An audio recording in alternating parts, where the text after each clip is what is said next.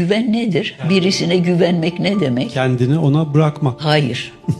Bırakmak şart değil. Ya değil ama kendini ona bırakabilmek. Hayır, bırakmazsanız da. Ben hiç bırakmadığım bir insana da güveniyorum. Neye güveniyorum? Yapmaması gereken bir şey bile bile yapmayacağını güveniyorum. Benimle ilişkisi olsun olmasın. Sizin söylediğiniz çok güzel bir şey var güven konusunda. İki şey gerekli demiştiniz. Bir tanesi karşıdaki insanın bile isteye yanlış bir şey yapmayacağına dair bir güven. Bir de benim güvenebilme Kapasitem kapasite. olması. Evet. Çünkü bazı insanlar çok kuşku içinde yaşıyor. Nedenin ayrı bir şey ama hiç güvenmiyor hiçbir şeye. Öyle insanlar da var. Ama neden öyle oluyorlar ayrı bir soru.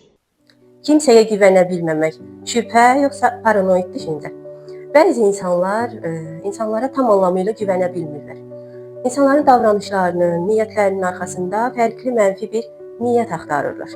Bu daha çox keçmişdə yaşanmış xəyanətlərlə, emosional travmalarla və qırılmış güvən münasibətlərindən bağlı olur. Və buna görə də eyni şeyi təkrar yaşamamaq üçün belə bir qorunma üsulu seçirlər. Bəzi hallarda isə bu daha şiddətli və davamlı olur. Belə ki, insan qarşı tərəfin ona zərər verəcəyini davamlı olaraq düşünür, hər tənqidi fikri özünə təhlükə olaraq qəbul edir. Bu daha çox paranoid şəxsiyyət xüsusiyyətləri ilə əlaqəli olur.